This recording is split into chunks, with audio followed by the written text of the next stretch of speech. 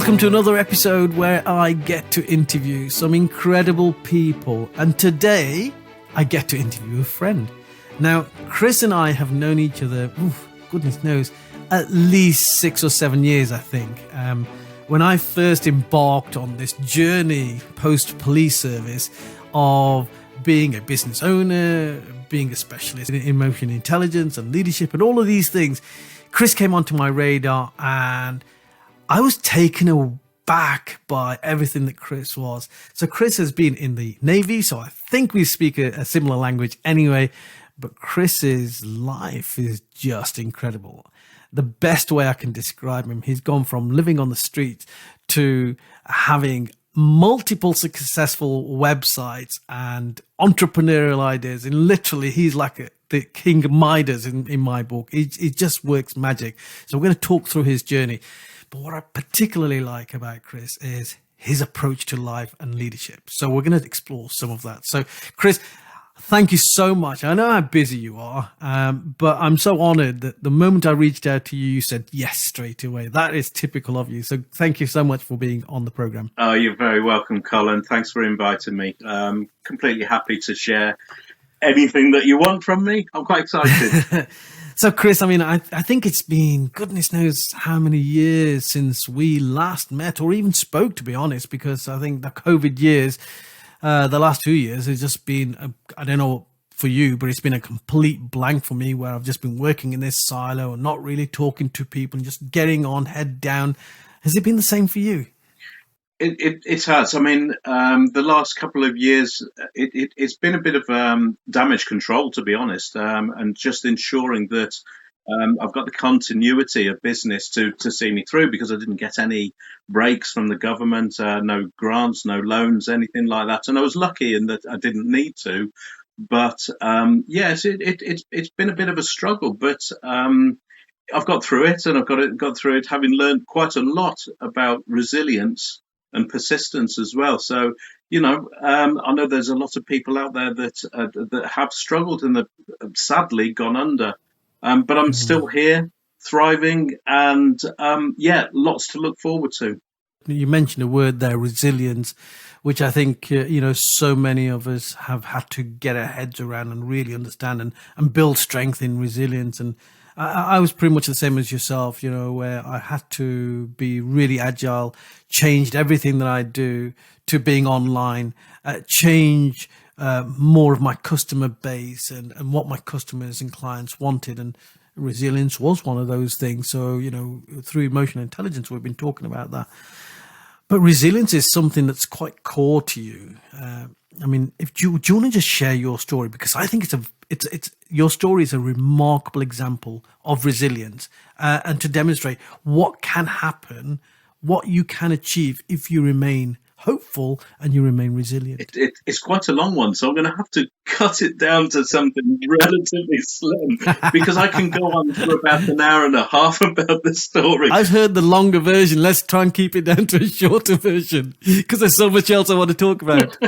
Essentially, what happened was that I left school and joined the Navy, and I left the Navy after 5 years because it wasn't really providing me with a future that I wanted, because I wanted to really be in a position where I called the shots, not from an egotistical point of view, but I always knew that I was kind of in control of my own destiny, and you couldn't do that in the Navy. Yeah. But unfortunately, because I wasn't fully prepared for life outside a very regimented structure, I ended up being homeless in London for some time. It was on and off for maybe a year and a half or so, because I was one of London's hidden homeless. I wasn't one of the. I hated the whole idea of begging for money. So I used to hide at night, and I used to find some. My favourite place was some concrete stairs where I could just hide completely out of sight. And this was in Dalston in London. And during the day, I would catch up on sleep on the Circle line, and it was incredibly tough. Just being out on the streets in the pitch black and in the dark and the cold and the rain and the snow. and not having any money. And to be honest, I look back and I think I don't quite know how I survived. I think a lot of it, I've talked this through with my therapist. A lot of it is kind of blanks because I find it hard to recall exactly what I was doing from day to day for all that time. Yeah. But eventually I got to the stage where I thought, okay, I am actually down to my final pound coin. And I looked at the pound coin and I thought, right, I'm really hungry. I can do something with this. I can either get some chips. This is when chips were a lot cheaper than a pound. This is 20 odd years ago. Yeah, I was going to say, you can't get chips for a pound. So now you get one chip. I thought, okay, what am I going to do with this £1? This £1 really matters. So I used to do a little bit when I left the Navy. I used to do a little bit of door-to-door sales. So I thought, okay, I can use this pound. And so I went to a shop and I bought a toy mobile phone. And this was when mobile phones were just becoming the thing. And I thought, okay, if I take this toy mobile phone to door, eventually I'll be able to sell it. Yeah. So I took it door to door, knocking on doors. Hi, I even had a proper speech. Put it in their hand. It's half price. How many do you want? Typical sort of salesy kind of speech. And it wasn't long until I actually sold it for £3. And I thought, right, okay, I'm not going to eat just yet. I'm going to go back and buy another 3 of them. And then take them back out onto the streets and then sell them. And after I got rid of those lot at £3 each, I had obviously £9. So I bought some chips then. And I was like, oh, yes, this is fantastic. Yeah. Then went back to the shop and bought even more. And then I just kept repeating the whole process over and over and over again. And I was doing it for, it must be about a couple of months or so that I was doing it, and just gradually building up my reserves until I got to the point where I could finally check into a backpackers hostel in Earl's Court, £11 a night, Yeah. where they saw some potential in me. I don't know what they saw in me, but they saw some potential in me. Asked me to be the night manager. So I said, yeah, great stuff. Because I didn't have to do anything. I just had to sit there at night, and I got a little bit of money and some free board. Oh, And wow. then during the day, I'd carry on doing the whole door-to-door sales kind of thing. And this carried on for quite some time until eventually I was able to really start rebuilding my life and get to feel like I was back in society again. And it all kind of grew from there. Then I was able to buy my first computer, learn how to code websites. And it just grew and grew and grew and grew. And it was about 13, 14 years ago that I built my first ever website. And I've gone from strength to strength ever since. A top law firm in London saw the potential, hired me as a webmaster, and all of a sudden, in 1998, I was on £42,000, which is quite a lot of money back then, especially for me. Incredible. And that's when everything just suddenly fitted into place. I felt like I was back. I felt like I was human again. I felt like I had some value to my life. But I never actually gave up hope. And I think that's the thing, is that I could have easily have just gone, I'm done. And who knows where I would have spiraled to.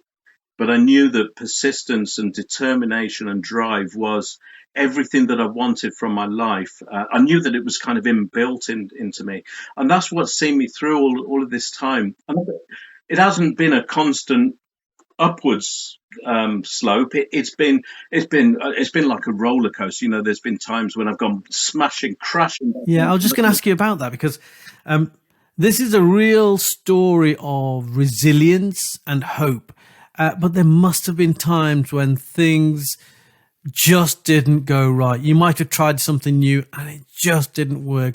You might have tried to, scale your business and it's just not gone right. There must have been failures along the way. And there's a lot of people who are leaders who will be experiencing some level of failure, trying to scale, trying to grow, trying to improve performance, and they will be failing. What would you say to them? To be honest, you have to fail, because if you don't fail, you you don't build up resilience and determination unless you fail. You can drive will only get you so far in life, Yeah. but you need to be resilient as well. Whether as a business owner or as a leader, you have to learn how to fail, and you have to learn how to fail spectacularly hard as well in order to be able to move forward again. Because if you can't see how failure impacts you as a person, how can you expect to see how failure impacts other people in your team? That's a really good point, Chris. And that's how you build empathy. You learn more about people by going through failure yourself. And if there's one thing that I think people are wanting to build right now is this ability to be resilient. Because let's face it, the world is quite a challenging place right now in all sorts of ways, and leaders have to traverse this complicated life that we have right now. And they need to be resilient whenever they come across a challenge. They need to be resilient enough to push through that challenge, learn from the mistakes or the failures, learn from the challenge maybe, and as a consequence, and as you say quite rightly, learn about other people along the way and how that challenge might be affecting other people. So, I mean, that's really, really useful and really powerful. Now, that's the first party story, and thanks for giving us a really edited version there. But I think it demonstrates to our listeners how powerful that is. But where are you right now? Where is your business right now? So the business is growing and growing and growing and growing, and as I said, I sometimes experience periods, or even extended periods where things plateau, and it's quite hard to kind of push through to that next level. And I think everyone goes through that. But over the past year or so, I've created two new businesses. So there's the Rainmakers Club, which is an online club, kind of like the Netflix of sales and marketing, so to speak. So small business owners can learn sales and marketing to grow their business. And I've also just about to launch a radio telephony training platform for new pilots. It all built using an AI system, nothing else like it out there. So it's all about, and I've always been about ideas. And that's how I put through the boundaries. So the level, the plateaus that I'm on only get bursted when I think of a new idea and go, right, let's go for it. And I punch through that, and then it's something else grows out of it. And it's quite wonderful. I feel quite privileged to be in a position where that is my driving factor. And I've always seen you as this incredibly creative individual, but there's a couple of three things that I remember you for and I value you for, and one of those, and I want to really sort of dig down into this, is this whole issue around relationship building. So you and we haven't spoken for at least a couple of years, if not longer, but when we do speak, that relationship we forged, only 6-7 years ago is still strong now, and we have a great conversation. So relationship building, I know that you're like me, you're an introvert like I'm an introvert. But when you build a relationship, you build a deep relationship on a one-on-one with people. So just share with some of our listeners why relationship building is so important to you and how you go about building relationships. Because, this Rainmakers Club that you talk about with small business owners, one of the things that they really need to get good at is building those relationships, either from a collaborative point of view or with, their future clients and prospects, which is what I do and which is what you do, I'm sure, in your business. So relationship building, let's just explore that. What does it mean to you, and what are the tips that you could share with people? I remember way back when I first started my business, and I started it outside of a limited company because I was doing it in my spare time whilst working in marketing. So I was kind of, pretty busy. But when I gave up full time work and decided to incorporate my business and do it full time, I loved it because it meant that people people would leave me alone. No longer did I have a team of people that tested me every single day. No longer did I have to, drag people into meeting rooms and giving them a dressing down for being half an hour late or hungover. That was a big thing, being hungover. It was a case of, right, okay, I can really do my thing here. One downside is that I was doing it so much. I retreated so much that I became a hermit in my own home office. And I did this for maybe about, it must have been 6 years or so. I loved it, don't get me wrong, but I started to miss that interaction with other people. And then again, as I've said before, my business has been through periods of plateau, and I knew that something wasn't quite right with this, and I realised, and it was our mutual friend Mo Nawaz, who is a FTSE 100 mentor. By the way, I'm seeing Mo tomorrow. I shall remember you to him. There's something that you just said there that really resonates, Chris, and I think in the modern context, it will really resonate with a lot of people. So you talk about working in a silo, working by yourself for 6 years, because that was the role that you had. That was the kind of work that you did, if you like. But so many people have been doing exactly that for the last couple of years, certainly, including myself. And I remember only 2 or 3 days ago, I said to my wife, I need to get out of the house more. I need to force myself out of the house more. So, I've joined a gym just so I can go and see people.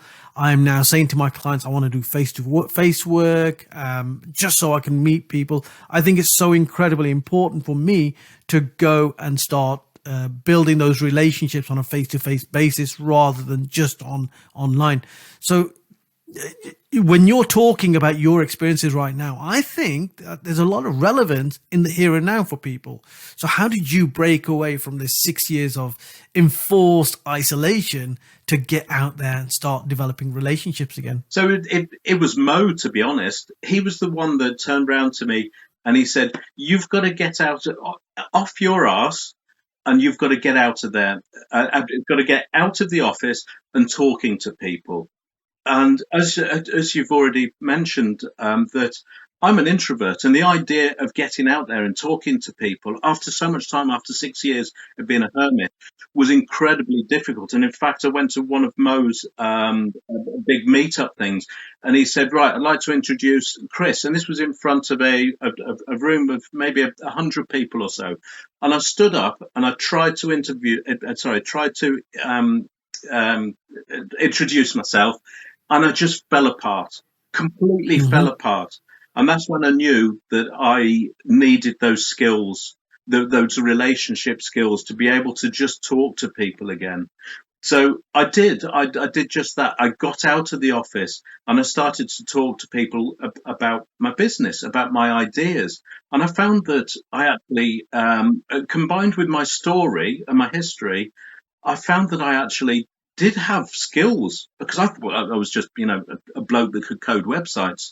But people were asking me loads of information, and all of a sudden I felt some value to myself. I felt like people were coming to me because they wanted, because they knew I could help them. And all of a sudden it all just clicked into place. And I knew right then, there and then, that I knew that people were the whole key to the success of my business. And from that very moment, over the course of the next 6 months or so, my revenue increased, and I remember how this. It nearly doubled in 6 months, just because I was speaking to people. Just because you were talking to people, building relationships. People were able to come on board or offer advice, or we were able to create things together, or just collaborating, just working on things together. It was about 80% increase in business overall in that first 6 months. And it just goes to show the power of people and relationships. No, that is incredible. And you know what? I'm a firm believer that relationship building, even if you're an introvert, never let that be an excuse for you not to connect with other people. Chris and I are both introverts, but the way that I certainly do it, and I think this is the way Chris does it, is if you are uncomfortable with talking in a crowd, then start developing relationships on a one-on-one. Start meeting people on a one-on-one, build deep relationships with them, and you'll soon get the confidence of talking to more and more people. But relationship building is key, and they cannot be superficial relationships. There needs to be a depth in that relationship. That's my experience, and that's what serves me. I mean, I have so much repeat work from the corporate clients that I work with. They'll come back to me and ask me to do more work, and I put it down to not the fact that I'm amazing or anything like that. It's that I've got good, trusting relationships with people in that organization. It's as simple as that. So, Chris, I want to talk now about communication. Because it's a nice little segue into this other thing that you're doing, which when you told me just before the podcast started, I was like, what? How did you do this? So this is how incredible a person Chris is. So we're talking about something called Wilco Radio. You've sort of just mentioned it. Chris, do you want to just tell the listeners and the viewers what you were telling me about this new thing that you started, which has just blown my mind, to be quite honest? Yeah, so in 2017, I started learning how to become a pilot. So I started taking my pilot's license, and it's a long, drawn-out process. But towards the end of it, and I think it was about 18 months after I actually started, that's how long it took me. It got to the stage where the very final exam was the radio telephony exam, which is quite complex. So you have to follow a set of procedures that are laid down in law. So it's absolutely crucial that you get it right. And I've got a bit of a history. When I was in the Navy, I was a radio communicator, a radio operator. Mm-hmm. So I wanted to get it just right. I'm a bit of a perfectionist. So what I did was, as I was learning how to do it, I was building an AI, an artificial intelligence system that would enable me to communicate with a bot and practice all of those procedures that you have to go through in the air. So joining an airfield, taking off, interacting with other aircraft. And so I created something relatively small. And the other members of the syndicate that own our aircraft, they said, "Whoa, we like this. Can we use it as well?" Yeah, of course you can. So then word got out, and then other pilots that are in the airfield, they said, "Oh, can we use it as well?" And I thought, "Oh, hold on, I'm onto something." So I thought, okay, let's. So hang on a minute. Let me just stop you there. So you created this thing just for you, right? To help you to train on the radio. Yeah. And then other people got to hear about it. They liked it. And now we've got to a point where people outside of your airfield, they like it. So the word is now spreading, and you've just had this aha moment. So take it from there. So word has got out about it, and I launched it about a year ago, just the alpha version, just to a small select group, and it was absolutely inundated with pilots. I think we got about 500 in the first week or so, something like that. All paying members as well. And I thought, okay, this is going to be big. That's ridiculous. So I approached someone quite high. I can't really mention too many names. I'm not allowed to use him as a promotional thing. But my co-founder is one of the top people at the CAA.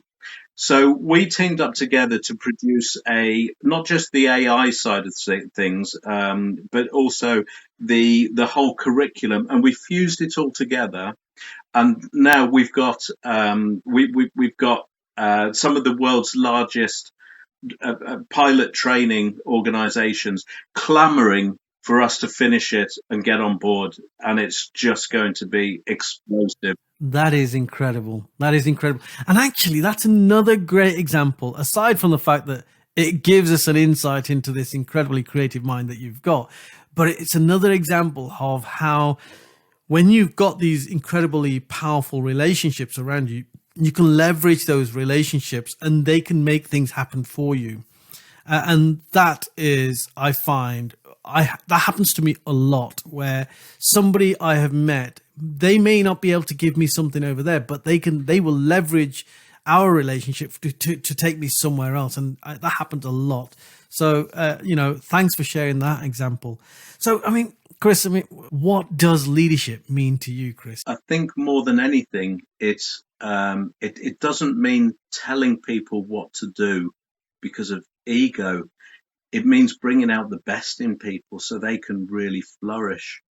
And I think that that's key. If you surround yourself with people that are better than you, that can do the job, and you fuse them all together, you've got an incredibly powerful team that can achieve everything. As a leader, you can actually take that team and achieve anything that you want by inspiring them, by lifting them, and by enabling them to have dreams too.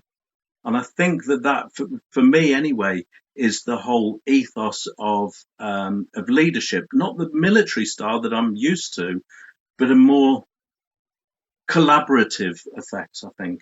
There's a time and place for that command and control kind of leadership that you will have seen in the military and I will have seen in the police service. But that's, that tends to be on the lesser occasions when things need to be done dynamically, things need to be done in the here and now, or there's a life and death situation. But actually, most of the time, for me, just like you, it is about getting the best out of people. The challenge for me with leadership is always, how can I gel these people together, these incredible experts within their own rights? How can I gel them together so that we all move forward in the same direction with everyone using their expertise, everything that they bring to the party, whether it's their past experiences, whether it's their expertise, whether it's their specialist knowledge? How can we do that? And that, for me, is a test for real leadership. So listen, thanks very much for spending time with us. What is next for Chris? What's happening on the horizon for you? To be honest, I've probably got enough on my plate at the moment with what I've got. Do you know what? In some way, I'm actually pleased that you've said that, because you need a bit of a break here, really. Yeah, it's so easy when you're so ambitious. It's easy just to pile on more and more and more and more. But sometimes you've just got to just flatten it out a bit and just ride whatever you're on for a little while. So it's just keeping things ticking over at the moment. Well, listen, Chris, I wish you all the very best. I know how hard you work. I love the creative mind that you've got and the sheer humility in which you talk about your work. I think we need to meet up physically again. It's been way too long. We both need to get out of the house. We both need to get out of our offices. So let's arrange something. What we preach. But listen, for the meantime, thanks very much, Chris. And I hope you've enjoyed listening to Chris Haycock. Thank you, Phil.